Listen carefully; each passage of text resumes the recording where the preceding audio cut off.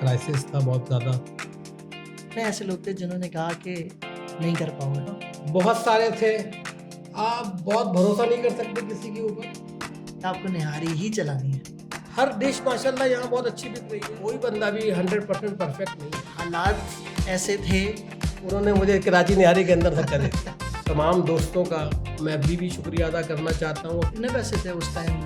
400,000 की कॉस्ट बनती है। इस पर आप किसी को ब्लेम दे नहीं सकते कि नेक्स्ट टाइम मुझ पर भलाई नहीं करना। अगर वैस होता है ना, हर तरह की खुशबू होती है उसके अंदर।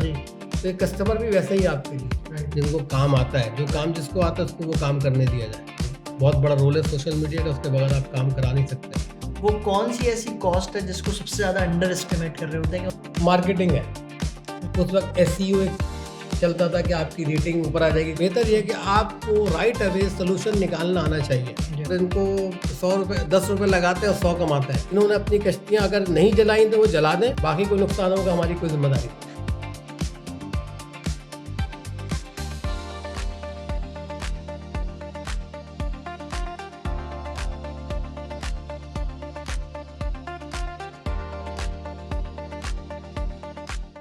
Hello guys, this is Ahmed Raza Khan with Behind the Bells and today I have a guest named Mohammed Adil. कौन है आदिल, क्या करते हैं, कहाँ से आए हैं, आज करेंगे हम इनसे सारी बातें। और चलें शुरुआत करते हैं। अस्सलाम वालेकुम आदिल। वालेकुम अस्सलाम, क्या हाल है रज़ा? अल्हम्दुलिल्लाह, आप बताएं कैसे हैं? अल्हम्दुलिल्लाह, तुम बताओ। बस ज़बरदस्त। तो आदिल भाई, आज हमारा शो बिहाइंड द बिल्ड, मैं इसमें आपको वेलकम करता हूँ। बहुत शुक्रिया। और आज मैं अपने शो में आपसे बहुत सारे सवालात लेकर आया हूँ, इंशाल्लाह, जिसमें लोगों को ये बात पता चलेगी कि असल में मोहम्मद आदिल है कौन। मोहम्मद आदिल, मैं ऑलमोस्ट मुझे अप्रैल में 20 साल हो जाएंगे कनाडा के अंदर, इसी टोरंटो में और इसी शहर स्कार्बरो के अंदर मैंने जब लैंड किया। और मैं चूँकि कराची से आया एज अ, जैसे हम कहते हैं कि PR लेके, और एक प्रोसेस था। बहुत टाइम वेट किया मैंने, 5 साल इंटरव्यू के लिए। उसके बाद यहाँ पर एक ख्वाब सजा के आते हैं लोग, तो मैं भी वैसे ही आया। लेकिन मैंने बहुत जल्द ये रियलाइज़ कर लिया कि मुझे कुछ और करना चाहिए। जो मैं था पास्ट में वो मैं था, अब यहाँ कुछ नया करना है। तो उसके लिए अल्हम्दुलिल्लाह मैं किसी के साथ अटैच हुआ, काम किया, काम सीखता रहा अल्हम्दुलिल्लाह। और उसके बाद मैं रेस्टोरेंट इंडस्ट्री में डायरेक्ट आ गया उसी टाइम पे। और कुछ मेरे साथ के लोग आए हुए थे जो उन्होंने कोशिश करते रहे, कोई यहाँ, कोई वहाँ, कोई इधर। लेकिन मेरे साथ एक अच्छी बात ये रही है, मेरी शायद वालिदा की दुआ थी और मेरी ये तरबियत थी कि बेटा जो काम करना वो परफेक्टली करना। और मैं जब पाकिस्तान में भी था, मैं जिस कंपनी के साथ रहा वो भी मैं बहुत लंबे अरसे मैंने उनके साथ जॉब की और स्विच नहीं किया मैंने। तो मेरे अंदर एक आदत ये है कि मैं कोई भी काम करता हूँ तो कंसिस्टेंसी के साथ करता हूँ और अपना 100% देने की कोशिश करता हूँ और ग्राउंड रियलिटी को समझता हूँ। बिल्कुल। सिर्फ ख्वाब नहीं है कि मैं उड़ना भी मैं भी चाहता हूँ, लेकिन मैं ये समझता हूँ कि उड़ने का स्टेप बाद में। बिल्कुल। तो बस इस तरह अल्हम्दुलिल्लाह मैं रेस्टोरेंट बिजनेस में आया। अप्रैल 2006 से मैंने काम शुरू किया रेस्टोरेंट का। और मैंने पहला बिजनेस अपना जो स्टार्ट किया वो 2010 अक्टूबर में किया था, जिसका नाम था बिहारी कबाब हाउस, मॉर्निंग साइड पे स्कार्बरो में। काफ़ी लोग जानते हैं अल्हम्दुलिल्लाह। और 2001 में इसके साथ मैंने अपने इस बिज़नेस के अंदर एक एक्सटेंड किया था। उस वक्त लाइव बारबेक्यू का कॉन्सेप्ट यहाँ पे नहीं था कनाडा के अंदर जी। तो 2000 मुझे याद है कि मई का महीना था और हमारे एक दोस्त के घर में एक प्रोग्राम था उनका। तो मैंने फर्स्ट टाइम तंदूर इंट्रोड्यूस करवाया टोरंटो में रहते हुए। वो पाकिस्तान से मैंने मंगवाया था। उसको मैंने लाइव बारबेक्यू कन्वर्ट किया, उसको 100 लोगों की पार्टी की थी। तो ये मैंने एक्सटेंड किया था फर्स्ट टाइम। ये 2 चीज़ें मैंने स्टार्ट की पैरेलल। और वो माशाल्लाह वो मेरे पास जगह बहुत छोटी थी, टेक आउट सर्विस मोस्टली थी, बहुत कम सेटिंग थी। लेकिन मेरे पास अल्हम्दुलिल्लाह आउटडोर का इतना काम होता था समर में, और मैं हर साल 20-25 इवेंट करता था जो कि आउटडोर के वीकेंड के होते थे या शादियों के होते थे। फिर उसके बाद सफ़र चलता रहा। फिर चूँकि बहुत अरसे में 10 साल तकरीबन उस जगह पे रहा। फिर कोविड का टाइम आ गया। फिर वो जगह चूँकि लैंडलॉर्ड ने लीज़ थी मेरी 5-5 साल की रिन्यूअल होती है। फिर उन्होंने मुझसे कहा कि मज़ीद काम करना उस जगह पे।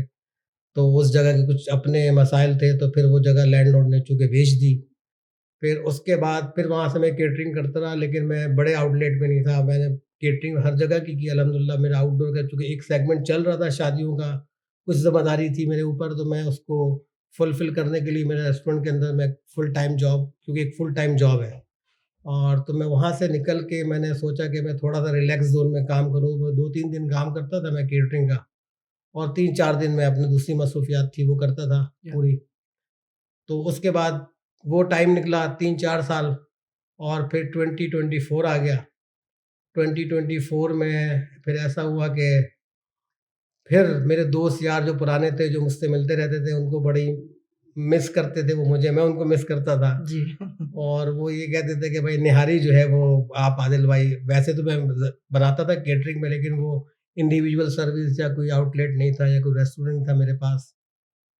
तो फिर इत्तेफ़ाक से हमारे एक दोस्त जो मेरे सामने बैठे हुए हैं, उनसे 1 हफ़्ता पहले हमारी मुलाकात हुई, और उस वक़्त तक जी। मेरे ख्याल से जगह नहीं थी मेरे। मैंने कहा था मैं उस देखना। टाइम आपने मुझको यही बताया था कि मैं एक जगह ले रहा हूँ, हाँ, एक नया हाँ, रेस्टोरेंट खोलने के लिए। नाम भी आपने उस टाइम नहीं बताया था, हाँ, एग्ज़ैक्टली। और मैं भी नहीं बताऊँगा अभी, क्योंकि मैं चाहता हूँ कि आप ही बताएँ खुद से। तो जी, बताइए? तो फिर इत्तेफ़ाक से आपसे मुलाकात हुई, और मैंने कहा मैं एक जगह मैं देखने जा रहा हूँ, तो तुम मेरे साथ चलो। जी, वो फ्राइडे का दिन था, आपने कहा आज मैंने नमाज़ में आप मैंने कहा तुमने मुझे कैसे रीच किया आज बहुत दिनों के बाद? जी, तो आपने कहा कि मैं मस्जिद में था, उस्मान मस्जिद में, और पता नहीं मुझे आपका ख़्याल आया तो आपने मुझे फ़ोन मिलाया, जी। और फिर हमारी मुलाकात हुई रोज़लैंड एंड टिम आई हॉर्टन पे। थिंक टिम हॉर्टन पे, जी, जी, जी। डिक्सन वाले पे, या आई थिंक तो टॉन्टन पे शायद। तो हमारी मुलाकात वहाँ पर हुई, फिर हमने कहा कि चलो हम जगह देखने जा रहे हैं, चलो फिर हमारा अपॉइंटमेंट है। या तो हम दोनों वहाँ पर गए और हमने जगह देखी अल्हम्दुलिल्लाह। या और उसके बाद उसका नाम चूँकि मेरे पास अ, मुझे नॉर्मली लोग बहुत अरसे से जानते हैं, और अक्सर लोग ये कहते थे यार वो आदिल भाई की निहारी है। जी, जी, वो जी। मॉर्निंग साइड पे कई लोगों को आज तक मेरे रेस्टोरेंट का सही नाम नहीं पता, उन्होंने आदिल भाई की निहारी के नाम से लिखा हुआ है। या तो मेरे ज़हन में एक ये था कि मैं उसको आदिल की निहारी से शुरू करूँ। हुँ, जैसे कराची में एक नाम है, तो मैंने कहा टोरंटो में एक नाम होना चाहिए। तो फिर कराची निहारी का नाम चूँकि मेरे पास ऑलरेडी था, तो मैंने उसी नाम को कंटिन्यू करके उसको कराची निहारी और बारबेक्यू के नाम से शुरू किया, सही। जिसका एड्रेस है 4002 Sheppard Avenue East, north east corner, Sheppard and Kennedy. ज़बरदस्त, ज़बरदस्त। आदिल भाई, सवाल ये है कि जब आपने कराची निहारी और बारबेक्यू खोला, तो कितने ऐसे लोग थे जिन्होंने कहा कि नहीं कर पाओगे? अ, बहुत सारे थे, और लोग कहने लगे कि शायद यार अब टाइम चेंज हो गया, स्पेशली कोविड के बाद एकदम से बहुत चेंज आया सोशल मीडिया की वजह से, बहुत चीज़ें डिफरेंट हो गई। तो लेकिन अल्हम्दुलिल्लाह अल्लाह की ज़ात से उम्मीद थी, और बाज़ लोगों ने बहुत हिम्मत दिलाई, और स्पेशली मेरे जिन 2 दोस्तों ने उस वक़्त फ़ोन किया था, मैं बेसिकली मैंने सोचा था मैं सिर्फ़ केटरिंग का काम करता रहूँगा। रेस्टोरेंट के काम के अंदर टाइम चाहिए, रिस्पॉन्सिबिलिटी बढ़ जाती है, बहुत कुछ है, वक़्त लगता है, जी। वक़्त लगता है। तो उस वक़्त फिर ये हुआ कि आप जैसे कुछ दोस्त थे जिन्होंने बड़ी हिम्मत दिलाई। उसमें हमारे एक दोस्त हैं स्पेशली फ़हद, और वो हमारे इशरत भाई, जिन्होंने मुझे दोबारा से मुझे कहा कि भाई नहीं आप आदिल भाई ये काम आपको आना चाहिए मार्केट में, अब इतने लोग आ गए हैं, आप क्यों मिस करते हैं। तो फिर बस जब चीज़ें सही होना शुरू होती हैं, तो वो स्टेप बाय स्टेप सही होती चली जाती। तो अल्लाह के फज़ल से जगह भी मिल गई हमें, और फिर आपकी माशाल्लाह उसमें आपकी भी बहुत ज़्यादा काविशें हैं, जो उसको रियलाइज़ करना बहुत ज़रूरी है कि भाई बगैर आपके मेहनत के, सोशल मीडिया के, आपको ना माशाल्लाह इतने अच्छे से उसको प्रमोट किया, और बहुत सारी पूरी डिज़ाइन करना उसको, मैंने सिर्फ़ कहा था मैंने जगह ले ली, आपने कहा आदिल भाई आप किचन सँभालें, बाकी काम मेरा है। बिल्कुल। तो इसके आपने इसके ऊपर अभी हम डिटेल में बात करेंगे, क्योंकि हमारे पास एक सेगमेंट ऐसा है जिसमें हम मार्केटिंग और सेल्स, इन सारी अच्छा, चीज़ों के ऊपर भी ज़रूर बात करेंगे। अच्छा। क्योंकि आप ज़ाहिर-सी बात है बिज़नेस में हैं, तो ज़ाहिर-सी बात है आपसे तो इन सारी चीज़ों की नॉलेज हमें ज़्यादा लेनी है, ताकि जो जी, आगे आने वाले लोग हैं, जो बिज़नेस करना चाहते हैं, रेस्टोरेंट की इंडस्ट्री में काम करना चाहते हैं, तो उनके लिए क्या हेल्प मिलेगी। बिल्कुल। तो आदिल भाई, अगला मेरा एक और सवाल है आपसे कि जिस टाइम आपने कराची निहारी और बारबेक्यू स्टार्ट किया, क्या बारबेक्यू चलाते हुए और निहारी चलाते हुए बीच में कभी एक ऐसा वक्त आया जब आपने कहा कि ये मैंने बहुत बड़ी गलती कर दी स्टार्ट करके? नहीं, अभी तक अल्हम्दुलिल्लाह कभी ऐसा वक़्त नहीं आया, क्योंकि इस बिज़नेस में मैंने एक चीज़ सीखी पिछले तकरीबन 20 सालों के अंदर, कि आपको हर दिन एक नए दिन को शुरू करना होता है। अगर आप किसी जगह पे जाके थोड़े से डाउन हो जाते हैं, तो डेफ़िनेटली उसका इम्पैक्ट जो है ना आपके कस्टमर पे जाता है, आपके खाने पे जाता है। और जो हमारे बड़े बूढ़े जो बात कहते रहे, वो यही है कि खाना जो है वो दिल से बनाया जाता है। इसके लिए हमारा एक ऐड चलता था एक रेडियो पे, और उसका हमने एक स्लोगन बना के दिया था, खाना जो दिल से बने, जी सिर्फ बिहारी कबाब हाउस पर। जी जी। तो वो एक स्लोगन हमने चलाया था, वो मेरा ही स्लोगन था कि जब तक आप दिल से नहीं बनाएंगे खाना, चाहे आपको जितना टाइम हो जाए, अगर आप थक गए किसी मोड़ पर, तो फिर आप वो काम छोड़ दें। तो मुझे भी ऐसे ही, अगर मुझे लगता है कि मैं आज ये काम नहीं कर सकता, तो मैं सिंपल किचन छोड़ के बाहर निकल जाता हूँ और देखता हूँ कि भाई आप लोग संभालो, क्योंकि इसके अंदर थकन आनी नहीं चाहिए। उसका इम्पैक्ट आपकी आपकी डिश के ऊपर जाता है। कौन सी आपको ऐसा लगता है कि कौन सी एक गलती अगर हो जाए इस काम में तो पूरा बिजनेस को नुकसान होगा? आप बहुत भरोसा नहीं कर सकते किसी के ऊपर। आप अगर आपका बिजनेस है या जो किचन में काम कर रहा है, उसकी रिस्पॉन्सिबिलिटी अगर आप नहीं है, आपकी जगह जो बंदा काम कर रहा है, तो उसको भी आपको चेक करना पड़ेगा। अगर आप ये समझते हैं कि आपने किसी की ज़िम्मे दे दिया और वो 100% आपको देगा, ये इम्पॉसिबल है। जिसकी चीज़ है उसको इसका जो है पूरा क्रेडिट लेना पड़ता है, अगर उसको ही काम करना पड़ता है। अगर वो नहीं कर रहा है या वो अगर थक गया, सपोज़ मैंने आपको एक बात कही कि मैं जैसे थक गया हूँ, या मुझे लगता है कि आज मैं काम नहीं कर सकता, लेकिन आपको किचन में या आपको हर वक़्त उनको देखना तो पड़ेगा। आप ये समझते हैं कि आप छोड़ के भरोसा नहीं कर सकते। भरोसा करके आप चले जाएँ किसी के ऊपर, तो कोई आपके लिए कोई भी बिज़नेस हो, जी लेकिन फूड बिज़नेस थोड़ा-सा डिफरेंट है as compare to other business, क्योंकि यहाँ पे आप समझिए कि लाइव शो चल रहा है। हम्म। आप समझ रहे हैं? लाइव शो बिल्कुल है बिल्कुल। बिल्कुल। कस्टमर आता है, उसको उसकी डिश से मतलब है। वो ये चाहता है कि भाई मैंने ये पैसे दिए हैं और ये खाने की प्राइस है, तो मेरे टेबल पे खाना सही आना चाहिए। उसको बिहाइंड द सीन पता ही नहीं है कि खाना कितने प्रोसेस से गुज़र के यहाँ तक पहुँचता है। या आप फिर चूँकि हम मशीन का काम नहीं करते, हमारे पास सैंडविचेज़ नहीं है या बर्गर नहीं है कि मशीन लगी हुई है, सैंडविचेज़ फ्रोज़न आए हैं, आपने उसको वार्म किया और उस पे बन के ऊपर रख के आपने दे दिया है। एक-एक यूनिट इंडिविजुअल बनता है, अगर नान है तो सब के सब नान अलग-अलग बनने हैं तंदूर के अंदर जाके। या अभी कई लोगों ने एक्सपीरियंस किया, कुछ मशीनें आ गई बनाने के लिए, लेकिन नान की वो क्वालिटी नहीं है। लोग बोलते हैं यार ये नान तो वो हाथ के नान, तंदूर के नान नहीं है। जी। मशीन के नान के अंदर की जो डिफरेंस है, वो आप एक आम आदमी भी जो खाना खाता है उसको पता है। आपके यहाँ मैंने खुद भी, क्योंकि मैं तो काफ़ी आना रहा है आपके रेस्टोरेंट में, तो जो आपके रेस्टोरेंट में जो नान की क्वालिटी है या जिस तरह से आप नान बनाते हैं, जो उसका प्रोसेस है, वो टोटली डिफरेंट है। वो नान कहीं और मिलता भी नहीं है। और भी बहुत सारे रेस्टोरेंट हैं, मैं ज़ाहिर-सी बात है उनका नाम नहीं लूँगा उधर। लेकिन ये कि जो quality Karachi nihari and barbecue में नान की स्पेसिफिकली अ, निकल के आ रही है, दैट्स अनबिलीवेबल। जी, बहुत शुक्रिया। उसकी एक वजह तो मैं आपको कह सकता हूँ कि मैंने अभी कहा कि जब तक आपका फ़ोकस नहीं रहेगा आपके किचन के ऊपर, चाहे काम कोई भी कर रहा हो, जी। बहुत सारे लोग अकेले एक बंदे के हाथ का काम नहीं है, या मल्टीपल लोग आपके साथ काम कर रहे हैं, पूरी टीम काम करती है अल्हम्दुलिल्लाह। नान पे एक अलग बंदा खड़ा है, कबाब पे अलग बंदा है, पीछे मेन डिशेज़ है, उसके साथ पीछे हेल्पर है। तो एक टीम मिलके काम करती है किसी भी प्रोडक्ट को बाहर लेके आने के लिए। अगर एक बंदा इस हाँ, मैं अकेला ज़रूर हर चीज़ों को देख सकता हूँ, हुँ। लेकिन मेरे भी सिर्फ़ 2 ही हाथ हैं, मुझे दोनों साइड पे तो मैं एक वक़्त में दो बहुत सारे काम नहीं कर सकता। या मैं बैकअप पे होता हूँ हर क जगह पे, मुझे मेन डिश पे मुझे रहना होता है, लेकिन जो नान का काम है, उसमें डेफ़िनेटली कुछ चीज़ें डेफ़िनेटली हम बेहतर करते हैं औरों से, जिसकी वज़ह से हमारे नान की क्वालिटी बिल्कुल अच्छी आती है और हमेशा अच्छी आती है। कुछ ट्रिक्स हैं, जो कि डेफ़िनेटली मैं डिस्क्लोज़ तो नहीं करूँगा उसको। जी।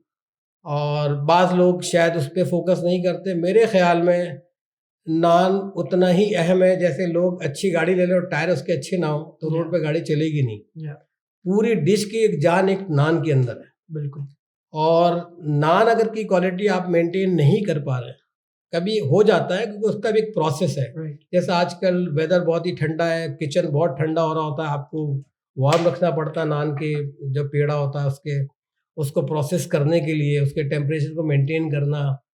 तो कस्टमर को तो नान अच्छे चाहिए। आप किस मुश्किल से उस नान को बना के, एक रोटी है वो कितने प्रोसेस से गुजर के आती है, कस्टमर उसको अंडरस्टैंड नहीं कर पाता जब तक वो किचन में वो प्रोसेस देख ना ले।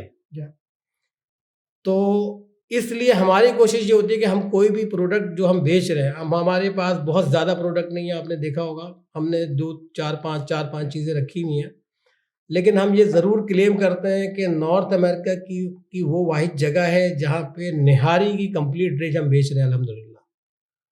उसकी एक ख़ास वजह ये है कि मैंने जब बिहारी कबाब हाउस मॉर्निंग साइड पे था, वो एरिया कुछ हमारे ऐसे लोगों का था जहाँ पे इंडियंस भी ज़्यादा थे और वो उनको हमारे निहारी पसंद थी, लेकिन वो बीफ नहीं खाते। तो उसके लिए हमने सबसे पहले मैंने कराची उस जगह से चिकन की निहारी शुरू की। फिर उसके साथ मैंने वहाँ पे लैम निहारी शुरू की।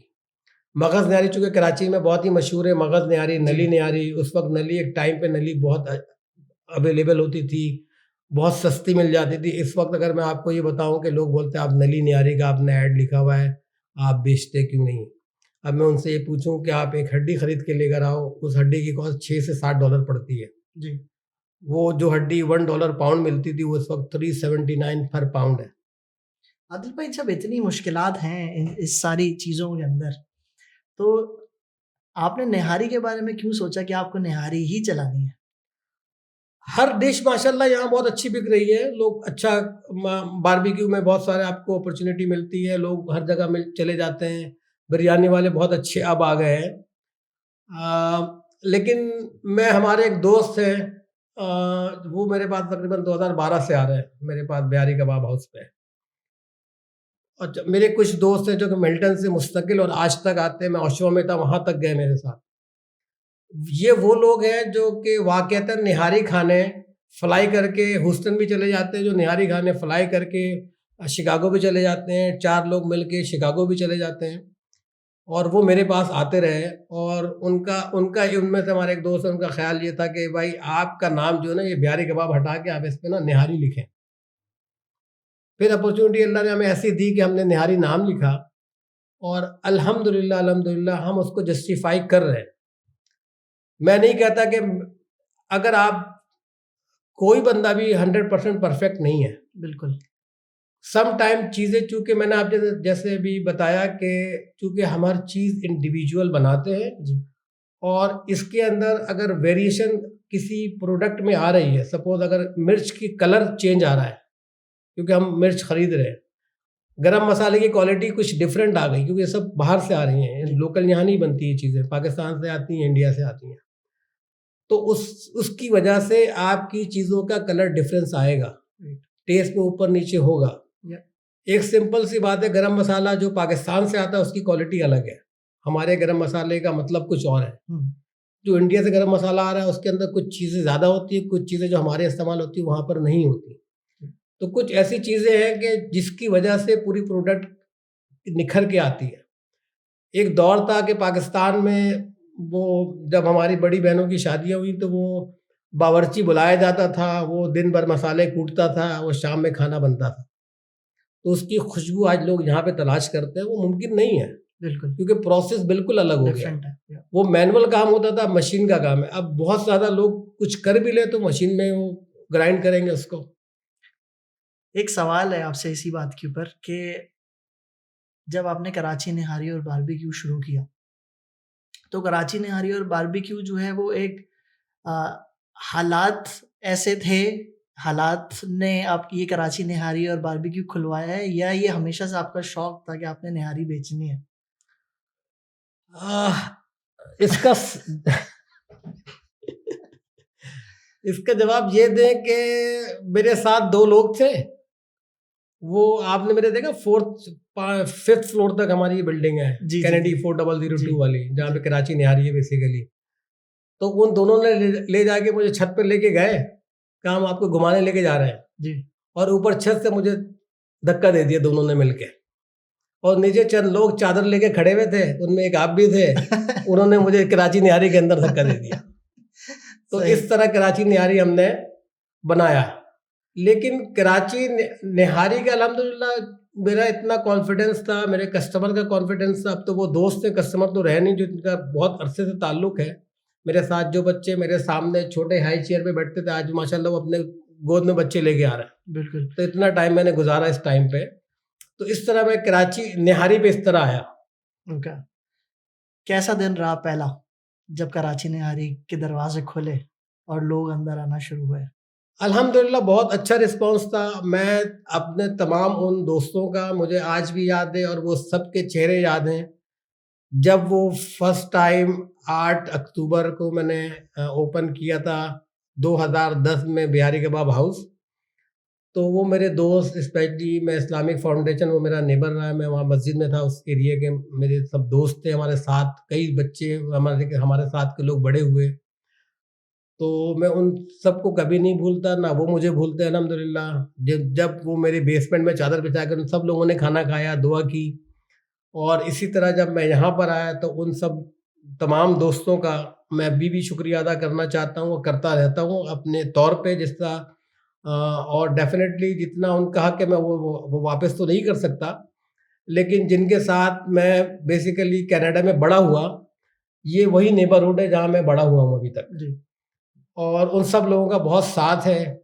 और सबसे अच्छी बात उनकी ये है कि अगर मेरी कहीं कमी लगती है या उनको लगता है कि चीज़ें बेहतर हो सकती हैं, या कभी वो सुनते हैं कि कोई कह रहा है कि भाई इसको ये ऐसा नहीं था या ऐसा होना चाहिए, या तो वो ईमानदारी से मुझे वो बात बताते हैं। और अच्छा, मेरे अंदर अच्छी बात ये है कि मैं किसी की नेगेटिव पॉइंट को उसको पर्सनल नहीं लेता हूँ।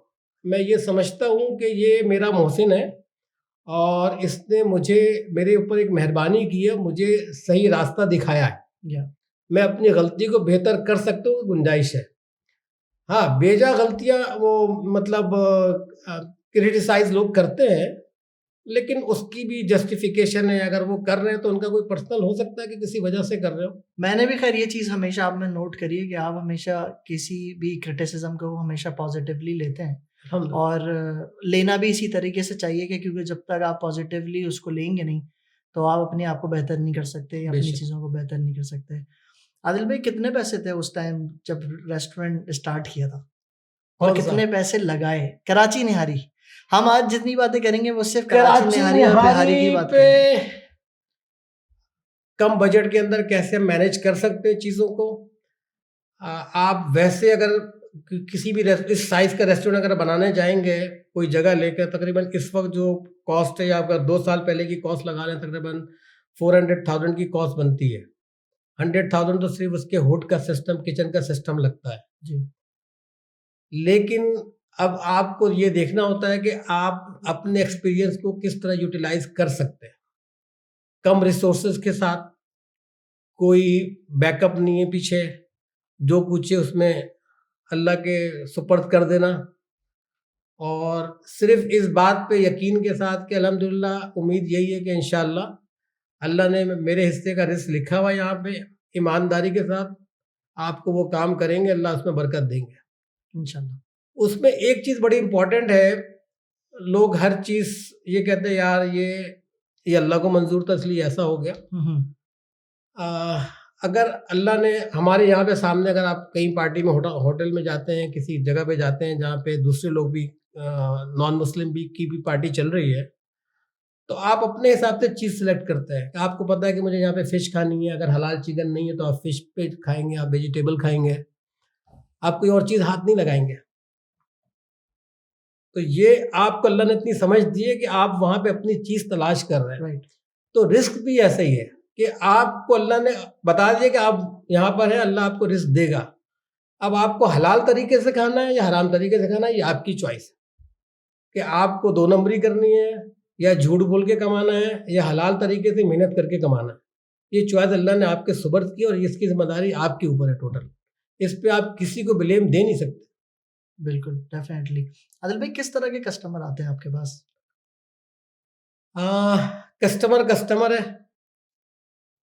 वो हर तरह के हो सकते हैं और हम भी कभी कस्टमर बनते हैं और हम भी कहीं जाते हैं। लेकिन बहुत सारे लोग आपको बहुत कुछ सिखाते हैं और कुछ पॉजिटिव वे में भी सिखाते हैं कुछ आपको ये सिखा के जाते हैं कि नेक्स्ट टाइम मुझ पे भलाई नहीं करना।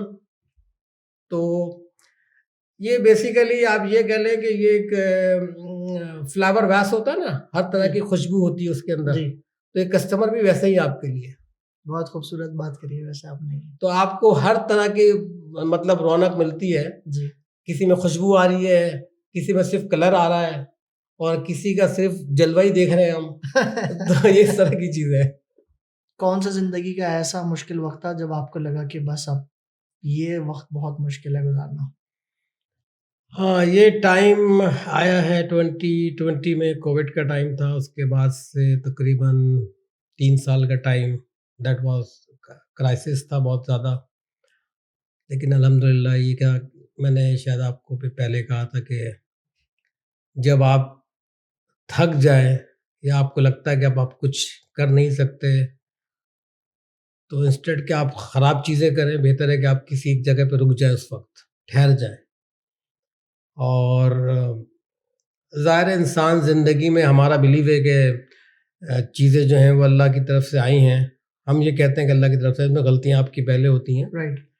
लेकिन भरोसा अल्लाह पे रखना चाहिए, अपने अमाल को दुरुस्त रखना चाहिए, अपनी चीज़ों को बेहतर करने की कोशिश करनी चाहिए और इंतज़ार करना चाहिए कि कितना टाइम आपको, आप रुक सकते हैं, बेहतर हो सकते हैं या दोबारा खड़े होने के लिए आपको टाइम चाहिए। तो वो एक टाइम था, अल्हम्दुलिल्लाह वो टाइम निकल गया, फिर चीज़ें सीधी होनी शुरू हो गई, अल्लाह के फ़ज़ल से बेहतर होना शुरू हो गई। तो उसमें उस दौरान सिर्फ़ ये था कि मेरे पास रिस्पॉन्सिबिलिटी भी थी कुछ। मेरे माशाल्लाह दोनों बच्चे मेरे साथ, हमने उनकी रिस्पॉन्सिबिलिटी के साथ-साथ बहुत सारी चीज़ें साथ चल रही थी, जिसको अ, ओवरकम करने की कोशिश की और फिर टाइम निकाल गया अल्हम्दुलिल्लाह। राइट। उसमें सबसे बेहतर ये है कि आपको अल्लाह की ज़ात पे भरोसा रखना चाहिए। और हम ऐसे हर शख्स, आपको आजकल तो माशाल्लाह लोग हर जगह आपको मिल जाएँगे कि वो ये यकीन दिलाते हैं कि अल्लाह में आपकी, मतलब अपने आप को कैसे रिकवर करना चाहिए या कैसे बेहतर करना चाहिए। मैं अल्हम्दुलिल्लाह मैं इस बात का, वो जो कहते हैं ना लोग दुआएँ पढ़ते हैं, तो लोग, बाद लोग बोलते हैं यार हम तो इतने अरसे से दुआ पढ़ रहे हैं, मेरा काम नहीं चल रहा है, या हम ये कर रहे हैं तो मेरा काम सही नहीं हो रहा, फिर भी ख़राब हो रहा है। तो अभी कोई एक मेरा दोस्त है, वो किसी क्राइसिस में आ गया, अभी कुछ दिन पहले की बात है। तो उसने सबसे पहली कॉल मुझे की कि आदिल भाई, मैं इस क्राइसिस में हूँ, आप मुझे बताएँ कि आप रिकवर कैसे करना है? हुँ। मैंने कहा भाई अभी तो आप क्राइसिस में शुरू हुए हो, जी। रिकवरी में तो अभी टाइम लगेगा।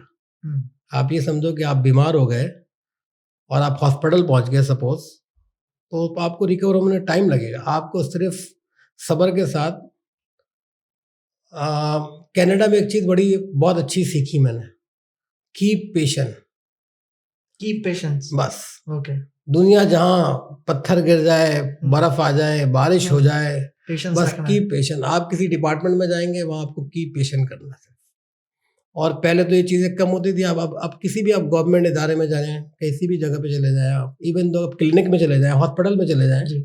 वहाँ पे लिखा होता है कि भाई कीप पेशेंट, डोंट डिस्टर्ब। आप हुँ। हमारे स्टाफ को तंग ना करें, आप बस सब्र के साथ बैठे रहें। जी, और ये तलकीन अल्लाह ने हमें अपने दीन के अंदर दी है, बिल्कुल। कि उसके अंदर है ना, इन्ना आतईना कल कौसर, और फसल लिरब्बिक और इन्ना शानी का उत्तर, सॉरी, जी। वो है सूर्य असर वल के, अस्री इन्नल वल इंसान। इंसान लफ़ी खुस्र इल्ला लज़ीना आमनू व अमिलुस सालिहात व तवासौ बिल हक़्क़ि व तवासौ बिस सब्र। तो सब्र अल्लाह ने तो हमें दिया है, जी, तोहफ़ा है ये। जी, और जिसने सब्र पे सब्र कर लिया और अल्लाह पे तवक्कल कर लिया, तो अल्लाह उसके तमाम रास्ते आसान कर देंगे। बेशक। दुनिया की तमाम मुखालिफ सिमत आपके मुखालिफ खड़ी हो, अगर अल्लाह ने आपने अल्लाह के ऊपर तवक्कल करके बैठ गए और अल्लाह से आपने रुजू कर लिया, तो अल्लाह आपके रास्ते आसान कर देंगे। बेशक। ये ये लोग आपको बताते हैं, और मैं उन तजुर्बों से अल्लाह के फजल से गुजर के आया हूँ। तो अभी भी कोई भी, ज़ाहिर है अभी हालात क्राइसिस ऐसे हैं, किसी की जॉब चली जाती है, कोई किसी का फ़ोन आता है, कोई हमारे अच्छे दोस्त हैं बहुत हुँ, सारे, हुँ। किसी की कहीं जॉब चली गई, किसी की कहीं जॉब चली गई, कोई क्या काम कर रहा है। तो मैं बस उसको बोलता हूँ यार, अल्लाह में आसान करेंगे, थोड़ा सा सब्र तो करना है। कुछ हम ये कि कुछ आपको दुआएं बता देते हैं। हमारे पास एक तोहफा है, आप इंशाल्लाह हमने इससे मतलब ये कह ले ये मेरे लिए दवाई है तो आपके लिए भी दवाई है, इंशाल्लाह अल्लाह बेहतर करेगा। लेकिन इस यकीन के साथ कि अल्लाह मियाँ ने इन चीज़ों में असर रखा है। सब्र पहले है, फिर अमल शुरू करना है। जो चीज़ें आपसे कमी कोताही हुई आपकी ज़िंदगी में आपके साथ, आप उसको सीधा कर लें। मैंने जब शुरू में एक बात की थी आपसे कि गलती पर डट जाना और अपने आप को नहीं सुधारना, ये सबसे बड़ी गलती है। बिल्कुल। तो अगर आपसे गलती हुई या आपने मिस्टेक की या किसी वजह से आप किसी क्राइसिस में आए, तो बेहतर ये है कि आप उस जगह पर स्टॉप करें, अपने आप को दोबारा से रिकवर करने की कोशिश करें, खड़े हो जाएं।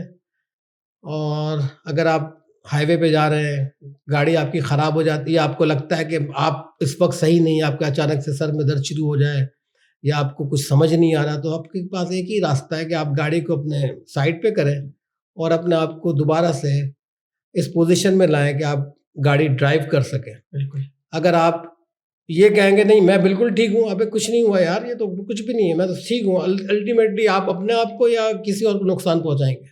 बिल्कुल।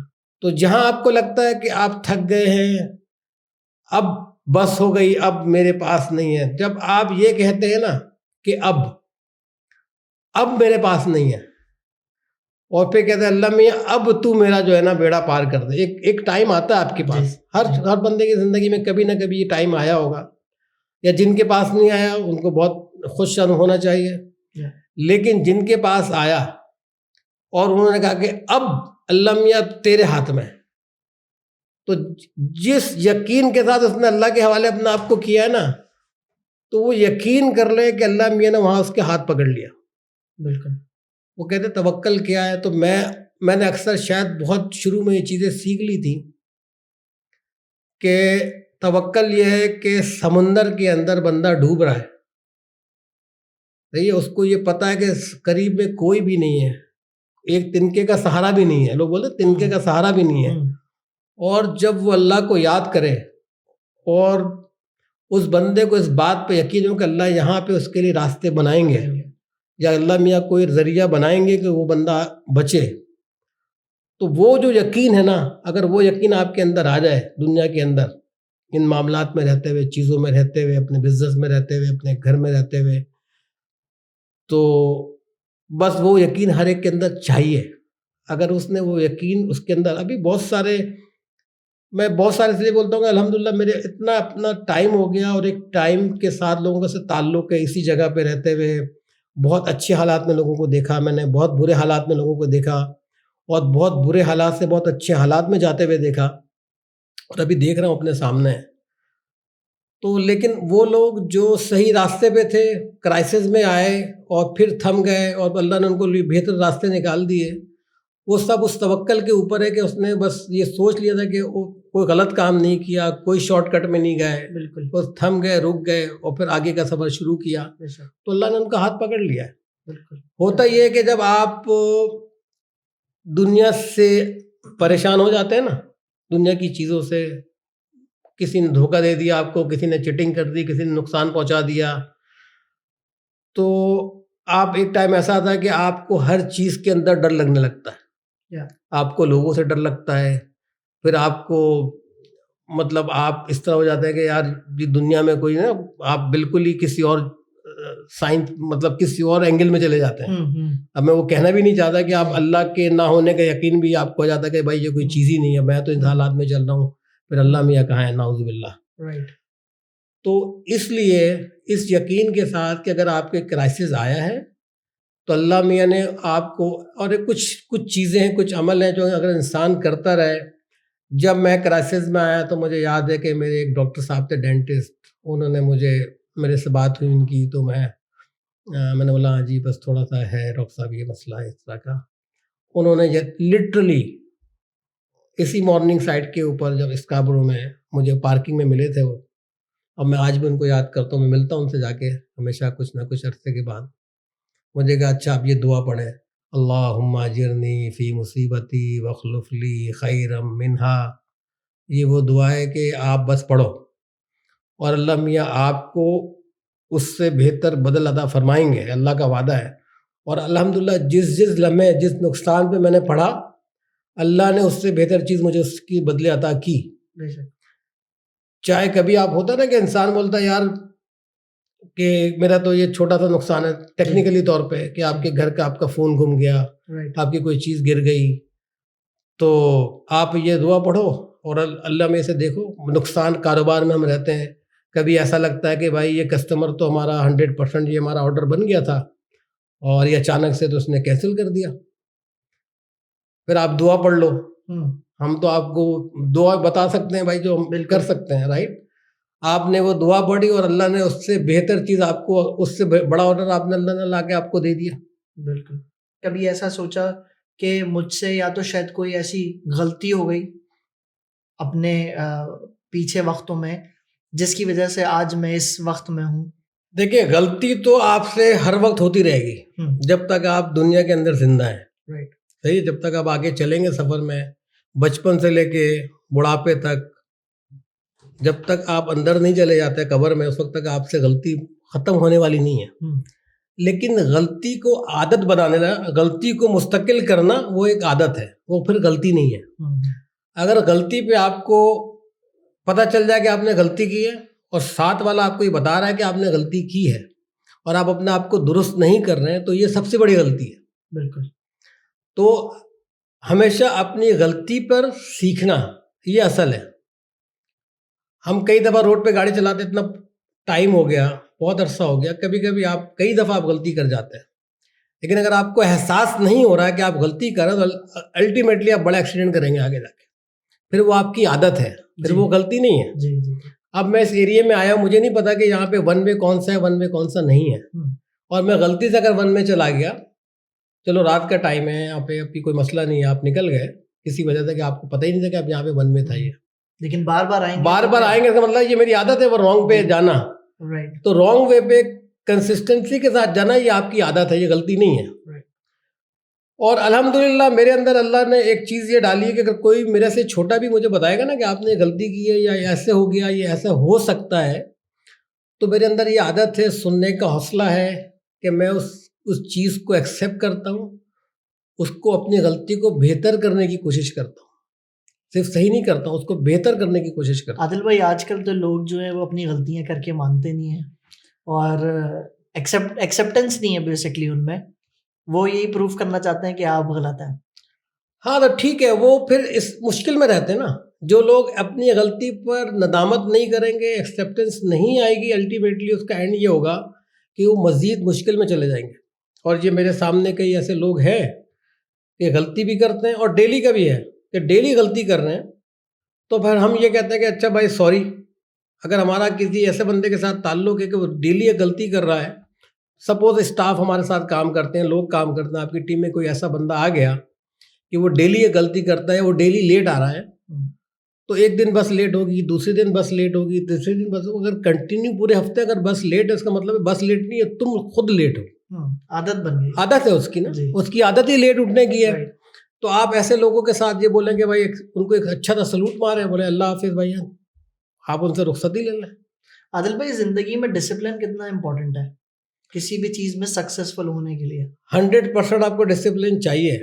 अच्छा, मैं आपको एक बात बताता हूँ कि मैं अपनी के मेरे घर के अंदर अल्लाह के फजल से मेरी वालदा, फिर मेरे वालिद, तो उन्होंने हमें, मेरे अब्बू ने, मैं अपने बच्चों को आज भी ये कहता हूँ कि भाई तुम लोग बिल्कुल लास्ट मिनट में स्कूल के लिए क्यों निकलते हो कि जब आपको पता है कि भाई 10 मिनट का ही टाइम है।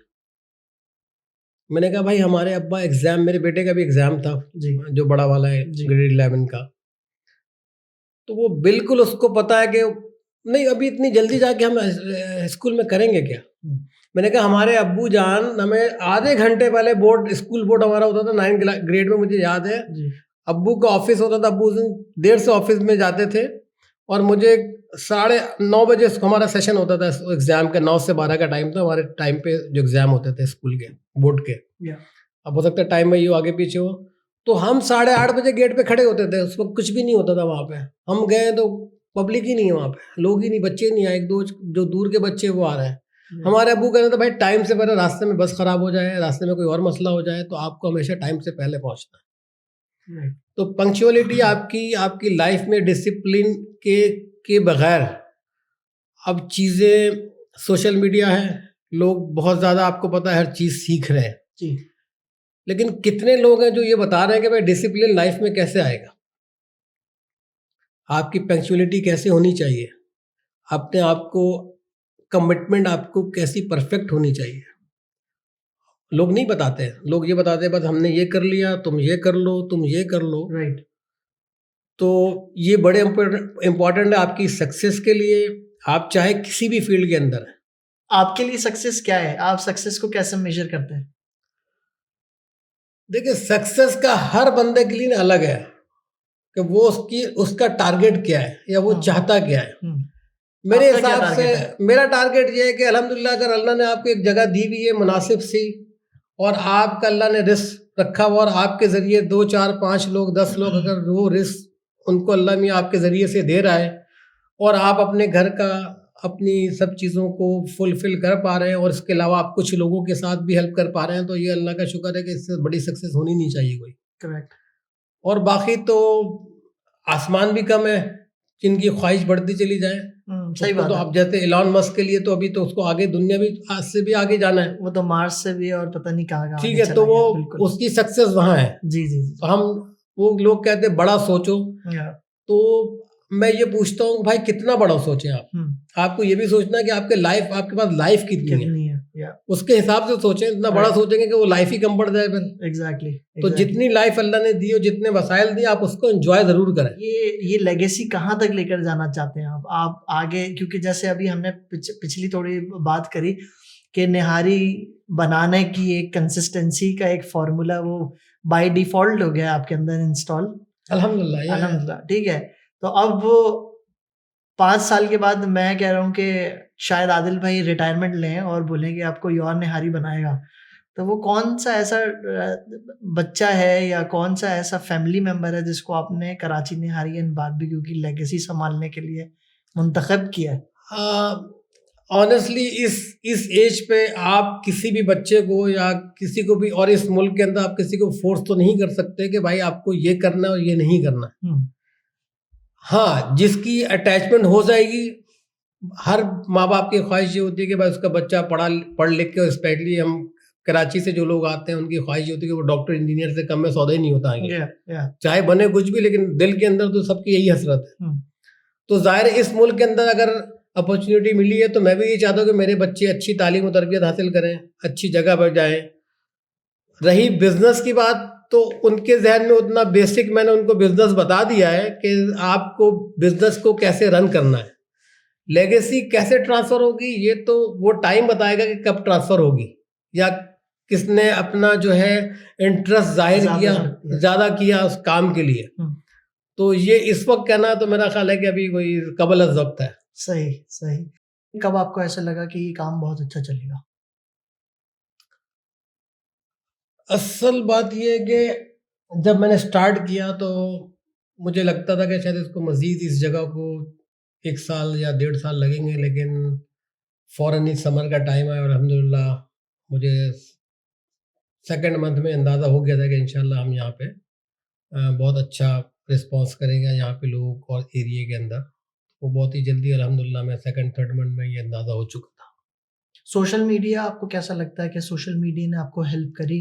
हाँ, नहीं डेफ़िनेटली उसमें आपका और आपकी कंपनी का बहुत बड़ा रोल है प्रमोशन के अंदर, और सोशल मीडिया के साथ जब हमने आपके साथ आपने हमें ज़ाहिर है हमारे आपके साथ एक ताल्लुक़ था, और जब काम शुरू किया तो मुझे वो लोग जो तो करीब के थे वो जो जानते थे, लेकिन जो लोग बाहर से आए या दूसरे एरिया से आए तो उसमें बहुत बड़ा रोल है। आप ये कह सकते हैं इस वक्त सोशल मीडिया के बगैर आप कोई भी मार्केटिंग कर नहीं सकते, चाहे वो आप खुद अपना कुछ कर कंटेंट डाल रहे हो या फिर आप कंपनी को प्रॉपर तरीके से काम करें, प्रोफेशनली काम करवाएं, जिनका जो काम है आप उसको वो काम करने दें। राइट।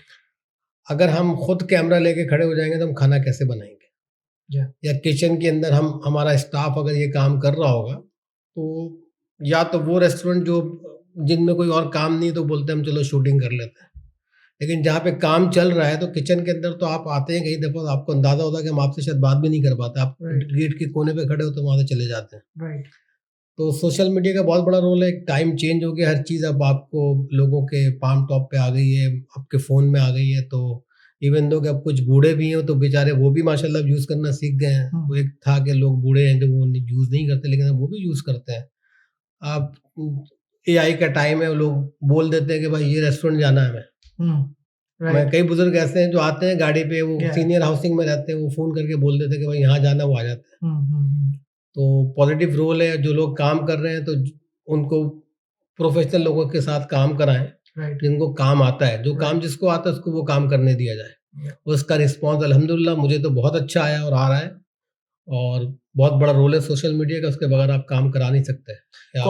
कौन सी ऐसी मार्केटिंग स्ट्रैटेजी थी या कौन सा ऐसा मार्केटिंग का आपने कोई प्रोडक्ट उस टाइम लॉन्च करा, या कोई एक ऐसी मार्केटिंग स्ट्रैटेजी हमने रन करी हो जिस पे आपको लगा कि आप सरप्राइज हो गए कि ये इसमें बहुत मजा आया? यार उसमें तो पहला तो एक तो जो हमने रमजान का लास्ट ईयर हमने शुरू किया था रमजान बुफे, या इवन दो हमने लेट स्टार्ट किया, जबकि लेट स्टार्ट किया था बहुत ही एंड पे। लेकिन मैं आपको करंट बताता हूँ कि अभी हमारी लास्ट हमारा जो सबसे मतलब ऐसा रिस्पांस है कि बीफ का पाया हमारा जो है माशाल्लाह, जो बफलो पाया हमने ऐड शुरू किया, आपने ने वो रन किया उस ऐड को, वो इतना जबरदस्त रिस्पांस आया है कि आप जिसको ये कह सकते हैं कि वाकईतन अब कई लोग हमारे उसमें एक साहब की बड़ी उसमें मैं कहूँगा सुहेल भाई हमारे, उन्होंने मुझसे कहा, एक सवाल किया कि यार आप बीफ पाया बनाते हो और हमें ही नहीं पता, तो आप मार्केटिंग पे कुछ करें। फिर मैंने आपके साथ डिस्कस किया कि सुहेल भाई का मैसेज आपके लिए कि भाई कौन, आप उनको बताएं कि बीफ पाया को कैसे प्रमोट करना है या कब करना है।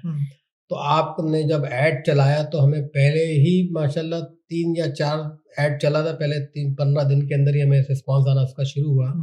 और इस वक्त अल्हम्दुलिल्लाह अगर मैं ये कहूँ कि निहारी के बाद जो सबसे अच्छी प्रोडक्ट हम इस वक्त बेच रहे हैं वो बीफ का पाया है, और पाया है भी बहुत मज़ेदार। जी शुक्रिया, मैंने काफ़ी बार ट्राई किया है and I love it. Thank you. मतलब बहुत ज़बरदस्त। पेड एड्स, चाहे वो गूगल एड्स हों या चाहे वो मार्केटिंग के लिए मेटा एड्स हों, इंस्टाग्राम हो, कितने इम्पोर्टेंट हैं? देखिए मार्केटिंग है कॉम्बिनेशन, आप किसी एक सेगमेंट पे रह नहीं सकते। एक टाइम था जब आप रेडियो पे थे, जब आप टीवी के ऊपर थे, जब आप न्यूज़पेपर के ऊपर थे, तो ये कंप्लीट एक कॉम्बिनेशन है, सब चीज़ों का मिल के फिर मार्केटिंग आती है। आप ये बताएं कि स्टारबक्स है, टिम हॉर्टन है, वो आज इस उनका बिजनेस, तो आप किसी के लिए जरूरी पूछने की जरूरत भी नहीं किसी को। लोग एड्रेस टिम हॉर्टन के नाम से बता दें कि हम टिम हॉर्टन के सामने रहते हैं, यहाँ पे अब ये भी शुरू हो गया, राइट। तो आपके पास पेड ऐड उसकी क्योंकि उसकी जो है उसका एरिया है वो डिफरेंट है, उसमें बहुत सारे रिक्वायरमेंट है, आप उस रिक्वायरमेंट पे जाते हैं, आपके लिए बहुत ही इजी एक्सेस हो जाता है कि आपको पता है कि ये ऐड मेरा जो है वो किस क्लास में जाना है या किस एरिया में जाना है या किस एज के लोगों को पहुंचाना है। तो पेड ऐड की अपनी एक अलग आप कह लें उसका बेनिफिट है, और जो आप रेगुलर ऐड चलाते हैं उसका अपना एक अलग बेनिफिट है। लेकिन ये कॉम्बिनेशन, आप किसी एक चीज पर रिलाई नहीं कर सकते कि भाई मैं सिर्फ यही कर सकूँ, इससे मुझे बेनिफिट मिलेगा, इससे मिलेगा। मार्केटिंग है जो कंटिन्यूअसली आप पे नॉइसिंग हो, आपको रिमाइंडर मिलता रहे।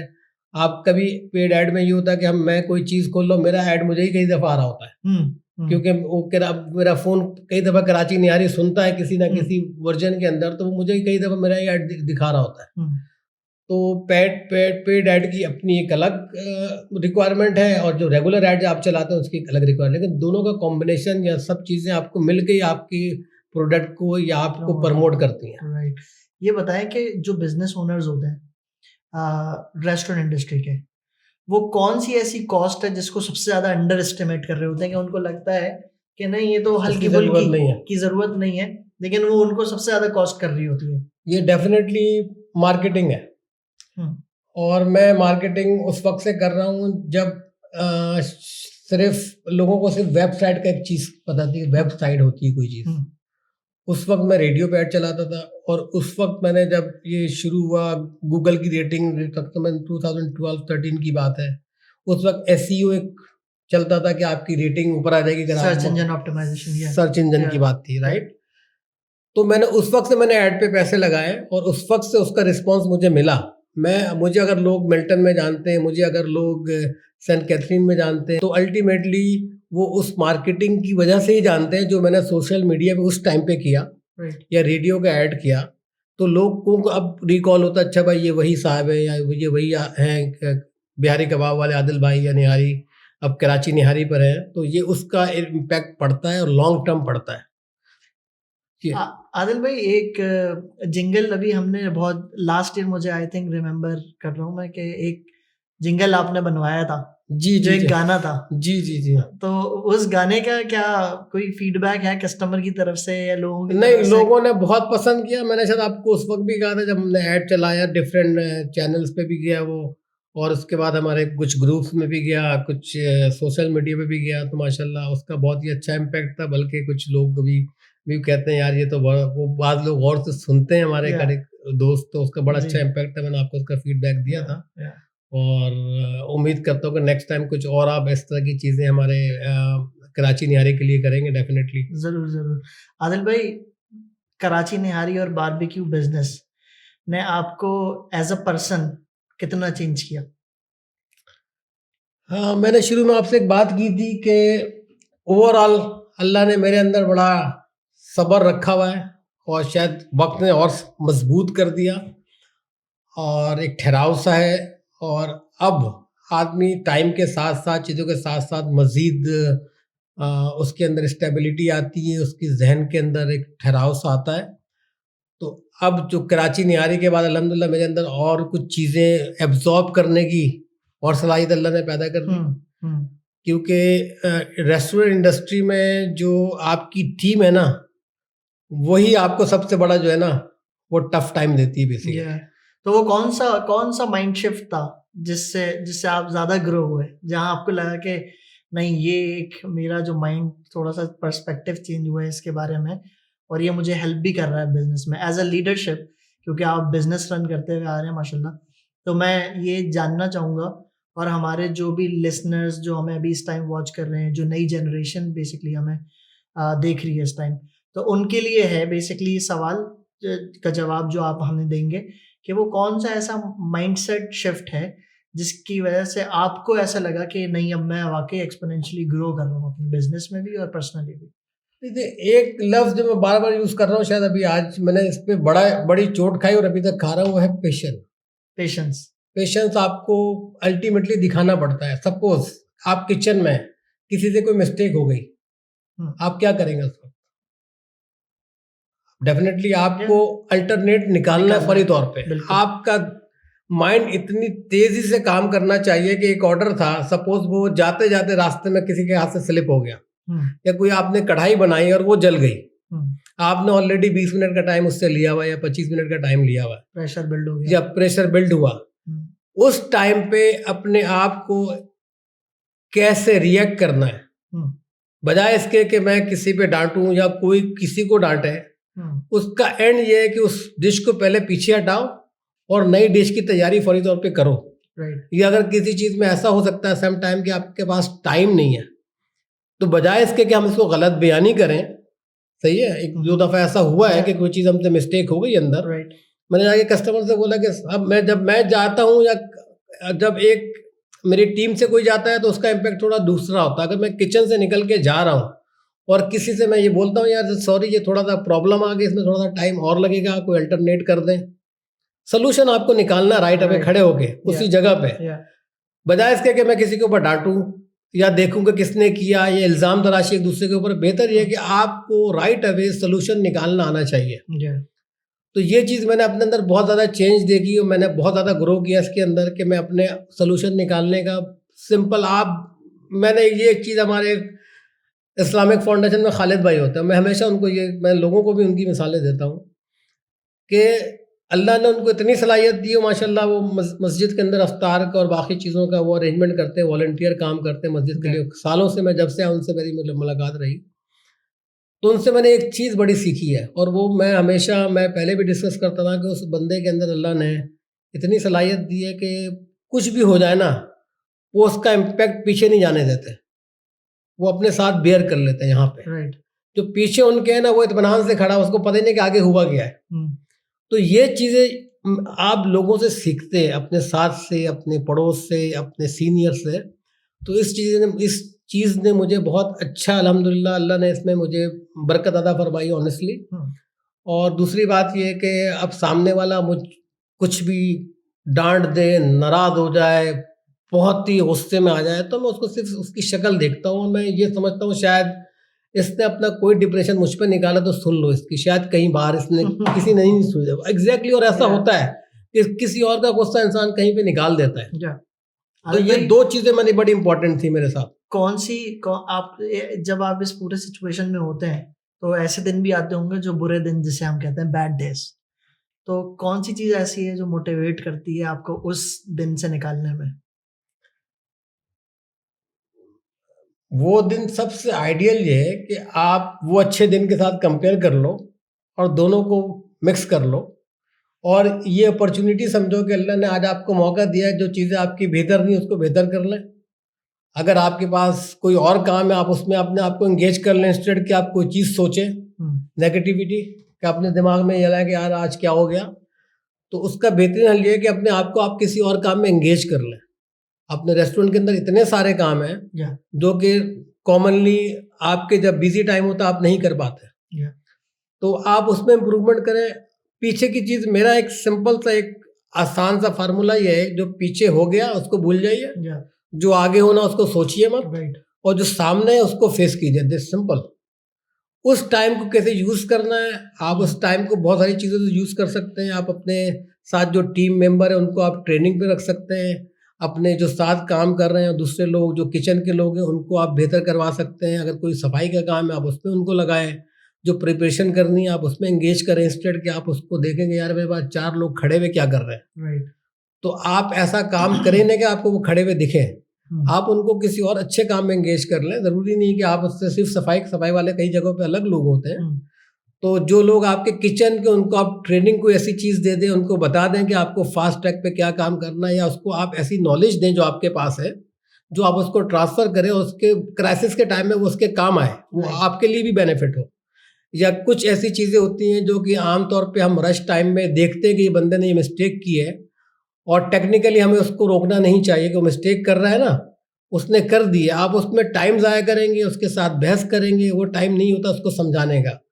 समझाने का टाइम किसी को उसके बाद है, जब वो रिलैक्स जोन में हो। आप चाय का एक कप रखें उसके लिए, एक अपने लिए, और फिर आप उसको समझाएं। ये राइट वे है मेरे हिसाब से। एग्जैक्टली। अगले 5 साल में कहाँ देख रहे हैं कराची निहारी और बारबेक्यू को? अब मैं कराची निहारी और बारबेक्यू को डेफिनेटली इंशाल्लाह इस जगह पे देखना चाहूँगा। कंटिन्यू मुस्तकिल ग्रोथ मेरा। एक और जैसे मैंने कहा कि अल्लाह ने जायका हाथ में दिया है कि मैं ये सोचूं कि मैं मुख्तलिफ ब्रांचें खोलूं, बिल्कुल खोलनी चाहिए, लेकिन जब खोलनी चाहिए जब आपको ये पता हो कि आपका रिप्लेसमेंट साथ में उस जगह को रन कर सकता है। राइट। सिर्फ किसी ओपन करके उसको बंद करना बेहतर है कि आप अपनी जगह को एक्सटेंड करें। जैसे अल्हम्दुलिल्लाह हमने जब स्टार्ट किया तो आपके सामने का हमने मैं अभी एक ये ही चीज़ ऐड करने वाला था, लेकिन आप अपने अल्फाजों में बताएं। जी, अल्लाह का शुक्र है कि जब आपने एक और सवाल उससे पहले किया था कि आपको कब पता चला कि आप जो है मतलब स्टैंड कर गए इस जगह पे। अल्हम्दुलिल्लाह तो हमने मई 2024 में जगह स्टार्ट की और 25 मार्च में हमने नेक्स्ट एक्सटेंड कर लिया। हमारे जब लास्ट ईयर रमज़ान में अल्लाह के फजल से हमने एक्सटेंड किया था, और इस साल भी हम इंशाल्लाह उसमें कंटिन्यू हमारी पार्टी होती रही, पूरे साल हम एंगेज रहे अल्लाह के फजल से। तो वो एक्सटेंड जो हमने किया वो बड़ा पॉजिटिव था। उसका बेनिफिट ये था कि हम एक जगह पर थे, मल्टीपल जगह में दौड़ना नहीं पड़ रहा कि हम यहाँ भी देखें वहाँ भी देखें, क्योंकि किचन में इतनी सारी चीज़ें होती मैनेज करने की कि आपके लिए पूरी टीम चाहिए जो पूरा नया सेटअप रन करे आप। एग्जैक्टली। तो ये है, तो हम इंशाल्लाह उम्मीद है कि हम इस जगह को बेहतर तरीके से हम आपको रिकवर करेंगे और अच्छे तरीके से हम इसको और ऑर्गेनाइज करना चाहेंगे, ताकि कोई ये समझे कि हम खाना खाने जा रहे हैं एक एनवायरनमेंट में। अल्लाह का शुक्र है हमारे पास जो फैमिलीज़ आती हैं वो बड़े मतलब अच्छे तरीके से लोग आते हैं, उनको पता है कि हमारे पास बच्चियां काम करती हैं बड़ी रिस्पेक्टफुली, वो भी हम हमारे साथ ऐसे ही हैं। और हमारी भी टीम अल्हम्दुलिल्लाह ना हमारे यहाँ किसी के साथ कोई बदतमीजी करने का रुझान है।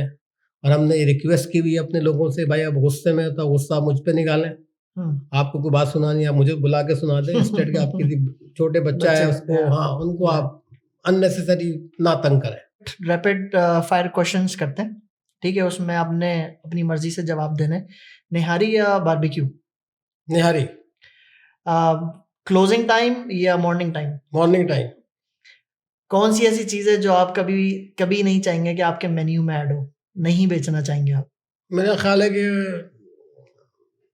मिठाई नहीं होनी चाहिए मेरे मेन्यू में। मिठाई या पर आप कस्टर्ड या खीर तो आई थिंक बेचते हैं, हाँ, right? कसरत यकीन प्रॉपर जो मिठाई की Yeah. शॉप है, Yeah. जो लोग अपना काम कर रहे हैं तो उनको अपना काम करना चाहिए। अगर मैं हाँ, मुझे जब करूँगा जब मुझे बहुत परफेक्टली मैं वो काम कर सकता हूँ। कोई एक ऐसी चीज बताएं कि जो कस्टमर कंप्लेन करता है लेकिन आप नहीं बदलेंगे उसको। निहारी में मिर्च कम है तो मैं उसको नहीं बदल सकता क्योंकि मैंने यहाँ के हिसाब से उसको सेटल डाउन किया हुआ है। मैं बहुत स्पाइसी नहीं कर सकता लेकिन बहुत कम भी नहीं कर सकता। तो जिस जगह पर इंशाल्लाह मैं उसी पर रखने की कोशिश करूंगा और 90% मेरे कस्टमर सेटिस्फाइड हैं उस लेवल की स्पाइसी पे। कोई एक ऐसी मिथ बताएं जो रेस्टोरेंट ओनर्स के बारे में है। उनका ये है कि बस पैसे लगा के आ गए ये और इनको 100 रुपये 10 रुपये लगाते हैं और 100 कमाते हैं। ये अच्छा। एक मिथ है लोगों की ओके। कि जो रेस्टोरेंट ओनर है वो 10 रुपये लगा के 100 कमा के जाता है, उसका कोई खर्चा नहीं है। सही। कोई एक ऐसी एडवाइस जो आप देना चाहेंगे आने वाले नए लोगों को, बच्चों को या बिजनेस ओनर्स को जो रेस्टोरेंट का बिजनेस स्टार्ट करना चाहते हैं? कोई एक ऐसी एडवाइस जो उनके लिए काम आए। जो आना चाहते हैं उनके लिए ये है कि जब भी आए अपनी कश्तियाँ जला के आएँ, वापसी नहीं है कहीं पे। अगर आप ये सोचते हैं कि मैं पार्ट टाइम ये कर लूँगा, थोड़ा भी इन्वेस्टमेंट यहाँ कर दूँ, भाई थोड़ा इन्वेस्टमेंट नहीं, जितना इन्वेस्टमेंट असल आपका टाइम है। पैसे तो आप कहीं ना कहीं से अरेंज करके ले आएंगे। अगर आपका फोकस नहीं होगा उस प्रोफेशनल के अंदर, आप एज अ रेस्टोरेंट के अंदर आप ये समझें कि आप 24/7 वाली जॉब है ये आपकी। और जब आप सोते फिर भी आपका दिमाग चलता है कि सुबह आपको सबसे पहले क्या लेना है रेस्टोरेंट के लिए या आपको क्या ऑर्डर करना है। तो आप जब भी आए प्रॉपर तरीके से आएँ, चाहे थोड़ा टाइम हो चाहे ज़्यादा टाइम हो, लेकिन ये ना हो कि आप मल्टीपल काम कर रहे हो, समझ रहे हैं हम रेस्टोरेंट चला लेंगे, तो इम्पॉसिबल है। और जो लोग आ चुके हैं जिन्होंने अपनी कश्तियाँ अगर नहीं जलाई तो वो जला दें, तो इंशाल्लाह सक्सेसफुल हो जाएंगे। अगर वो ये सोचते हैं कि मैं ये कर लूँगा, चलो कुछ दिन चला तो ठीक है, अभी तो किराया कम है मैनेज कर लेंगे, तो फिर आप कभी भी मैनेज नहीं कर सकते। तो आदिल जो भाई, लोग आ चुके हैं उनके लिए ये है कि वो कंसिस्टेंसी के साथ और ईमानदारी के साथ काम करें और शॉर्टकट में नहीं पड़े। इंशाल्लाह अल्लाह में आपके काम में भी बरकत देगा। इंशाल्लाह। आदिल भाई, परफेक्शन या एक्सपेंशन? परफेक्शन।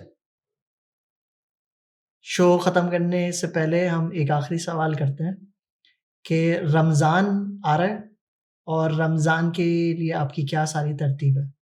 रमज़ान में कोई नए ऑफ़र्स हैं, कोई नए बफ़े आप लेकर आ रहे हैं? जो भी रमज़ान में आपने अगर कोई चीज़ प्लान करी है तो वो आप अपने व्यूवर्स को भी बता सकते हैं, हमारे व्यूवर्स को भी, ताकि वो आपके रेस्टोरेंट आएँ और रमज़ान में अपना इफ्तार और सहरी एन्जॉय करें। बहुत माशाल्लाह सबसे इम्पोर्टेंट क्वेश्चन और शायद सबसे आखिर में किया आपने, इसीलिए उसमें सबसे इम्पोर्टेंट चीज़ ये है कि अल्हम्दुलिल्लाह हम, पहली बात तो ये मैं आपको थोड़ा सा सेगमेंटाइज कर दूं कि हम जी। माशाल्लाह अपने एरिया में तकरीबन जो टोरंटो ईस्ट में ज़्यादातर मसाजिद हैं, हम कभी ना कभी 2 दिन या 3 दिन रमज़ान में हमें अपॉर्चुनिटी मिलती है और हम कंटिन्यूसली सर्विस प्रोवाइड करते हैं तमाम मसाजिद के लिए। और अल्हम्दुलिल्लाह हम बहुत अच्छी प्राइस में उनको सर्विसेज देते हैं। और जैसे मैंने आपसे कहा इस्लामिक फाउंडेशन और इसके अलावा और भी कुछ मसाजिद है जहाँ पर हमारे सहरी का तो कंटिन्यूसली लास्ट 10 डेज़ का जो काम है अल्लाह के फजल से हमारे अभी तक हमारे पास है। तो हम ये क्वांटिटी 500, 1000, 1200, 1500 लोगों का अल्हम्दुलिल्लाह में खाना मैनेज कर रहे हैं पिछले कई सालों से। और उसके साथ-साथ स्पेशली इन हाउस जो रेस्टोरेंट के अंदर हम ऑफ़र करते हैं, वो हमने लास्ट ईयर बुफ़े स्टार्ट किया था, जिसकी कॉस्ट हमने रखी थी $25, $24.99 आई गेस, और बच्चों की $20 थी समथिंग। तो इस साल भी अल्लाह के फज़ल से हमने उसको कंटिन्यू किया है। प्राइस माइट बी के चेंज होगी, कुछ वीकडेज़ की हम डिफरेंट करेंगे और वीकेंड पे शायद कुछ ज़्यादा करेंगे, लेकिन उसमें सबसे इम्पोर्टेंट चीज़ ये है कि अभी तक जो मार्केट में कुछ लोगों की प्राइस आई है, अगर आप उसमें जब आप खाना खाने जाते हैं तो हम स्पेशली कराची के या पाकिस्तानी हम लोग देखते हैं कि भाई मेन कोर्स क्या प्रोवाइड कर रहे हैं, हमारी मेन कोर्स में क्या चीज़ें हैं। लोग आइटम नंबर तो लिख देते हैं, उसमें सॉस भी लिख देते हैं, एपेटाइजर में समोसे और चाट और ये लिख के आपको आइटम नंबर तो बढ़ सकता है, लेकिन मेन डिशेज़ में आप क्या दे रहे हैं। तो डेफिनेटली पब्लिक की डिमांड के ऊपर अल्हम्दुलिल्लाह पिछले पूरे रमज़ान सहरी में, रमज़ान के इफ्तार में हमने निहारी ऑलमोस्ट हर डेज़ हमने निहारी सर्व की थी अपने इफ्तार के मेन्यू के अंदर। निहारी आज हमारे इंशाल्लाह मेन्यू में होगी, प्रायोरिटी है हमारी। और जबकि कॉस्ट उसकी हमें बहुत ज़्यादा पड़ती है डेफिनेटली, लेकिन हम वो निहारी तो ज़रूर रखेंगे अपने अफ़सा। और हमने इस दफ़ा ये सोचा है कि जब आप खाना खाने आएँ तो इस इत्मीनान के साथ आएँ कि आप एक अच्छी जगह खाना खाने जा रहे हैं, बहुत ही नॉमिनल प्राइस में खाना खाने जा रहे हैं। राइट। और हम ये चाहते हैं कि जो लोग हमारे हैं वो हमारे जो लोग आते हैं वो हमारे मेहमान हैं, और ये ना समझ के आए कि भाई हम बस आ गए हैं और यहाँ पे एक ट्रेडिशनल रेस्टोरेंट है और कुछ भी बस ले लो, ये खा लो। आप इत्मीनान से, हमको आपको बेहतरीन सर्विसेज देते हैं, आपको इफ्तार कराते हैं इत्मीनान से, हम 10 मिनट का ब्रेक लेके आपको खाना सर्व करते हैं। सुकून के साथ आप खाना खाएँ, इत्मीनान के साथ खाना खाएँ। और इंशाल्लाह इस दफ़ा हमने मेन्यू के अंदर कुछ चेंजेस किए हैं। हमने कोशिश की है कि हम 2 कम से कम बारबेक्यू डेली हम सर्व करेंगे इंशाल्लाह। साथ में निहारी होगी, बिरयानी होगी डेफिनेटली, और जो इफ्तार के डिशेज़ हैं ऑलरेडी वो हमने हमारे 3-4 डिशेज़ ऑलरेडी इफ्तार में होती हैं। लेकिन जो मेन कोर्स है वो बहुत ही अच्छा होगा, लोगों को पसंद आएगा, अल्लाह की ज़ात से उम्मीद है। सिर्फ एक कोशिश ये होती है कि अब वेदर भी कुछ बेहतर नहीं है, कुछ पता नहीं फरवरी में कैसे होगा, तो हमने ये रखा है कि जो लोग बुकिंग कराएंगे और पेमेंट करेंगे उनको हम कंफर्म उनकी सीट हम रिजर्व कर लेंगे प्रॉपर तरीके से।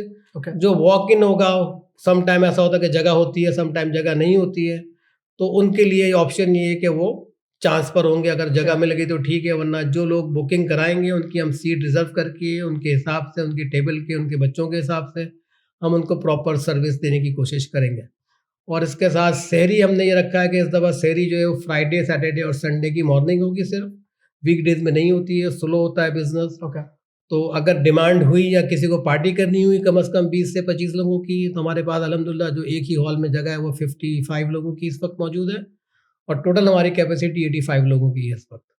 नमाज की जगह मौजूद है अल्हम्दुलिल्लाह। हमारी कोशिश है कि हम बड़ी जगह लें, साथ में हमारी मैनेजमेंट के साथ बात चल रही है, तो उम्मीद है कि हमें प्रॉपर जगह एक साइड पे वो 1 महीने के लिए हमें रिजर्व कर देंगे इंशाल्लाह। तो जाने से पहले कोई एक ऐसा शेर आप कह दें। एक शेर जो अल्लामा इकबाल का शेर है, और मैंने आपको उसका तो वर्जन बताया था, और शेर वो हमेशा मुझे रिकॉल करता रहता है कि भाई अगर गिर गए हो, थक गए हो, फिर उठो, और झपटना पलटना, पलट कर झपटना, लहू गर्म रखने का एक बहाना।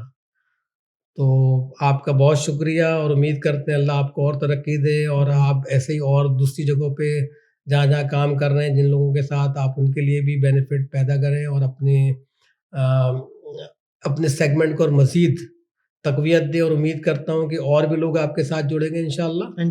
और मैं आपका तहे दिल से एक दफ़ा फिर शुक्रगुज़ार हूँ कि आपने मुझे मौका दिया कराची निहारी एंड बारबेक्यू से। और हमारा एड्रेस जाते जाते 4002 Sheppard Avenue east, Scarborough, unit number 102C। और एक इम्पॉर्टेंट बात जो कहनी चाहिए वो ये कि पार्किंग बिल्कुल फ्री है। लोग आते हैं, उनके पास ये बोर्ड लिखा होता है कि पार्किंग है, लेकिन उस बोर्ड के नीचे लिखा हुआ है कि आफ्टर 5 PM इज फ्री। तो parking after 5 PM is free, लेकिन बिफोर 5 PM उसमें कंडीशन ये है कि जो भी रेस्टोरेंट वाले उस प्लाजा के अंदर है उनके लिए, उनके क्लाइंट के लिए 1 घंटे फ्री है। और इसकी फर्दर एक्सप्लेनेशन ये है कि लोग पूछते हैं कि उनको कैसे पता होगा कि मेरी गाड़ी कहाँ खड़ी है। तो जो टिकट देने वाले वो रेस्टोरेंट वालों के साथ अप्रोच करके उसको टिकट देते हैं कि आपका क्लाइंट अगर है तो उसका गाड़ी नंबर बता दें जी। अगर हमारे पास कोई क्लाइंट नहीं है उस टाइम पे, तो हम उसको बताते हैं कि हमारे पास कोई इस वक्त अंदर कोई मौजूद नहीं, किसी की गाड़ी मौजूद नहीं है। तो इस इत्मीनान के साथ आप आएँ, किसी भी टाइम आएँ, आप गाड़ी पार्क करके आके हमें सिर्फ बता दें कि आपने गाड़ी बाहर पार्क की है। बाकी जिम्मेदारी पार्किंग की सिर्फ हमारी है, बाकी कोई नुकसान होगा हमारी कोई जिम्मेदारी नहीं है। ठीक है, बहुत शुक्रिया आदिल भाई मेरे प्रोग्राम में आने के लिए, और इंशाल्लाह दोबारा से एक बार हम फिर से बैठेंगे इंशाल्लाह, फिर कुछ नई कहानियों के साथ, कुछ नई ऑफर्स के साथ, कोई नई बातें करेंगे इंशाल्लाह। Thank you so much guys. Today हमारे साथ जो है वो Mohammad Adil from Karachi nihari and barbecue से, और this is behind the bell with Ahmad Raza Khan. इंशाल्लाह नेक्स्ट एपिसोड में मुलाकात होगी, और अगर आपको हमारा शो अच्छा लगा तो कमेंट में बताइए। Thank you so much. Have a good day. Bye.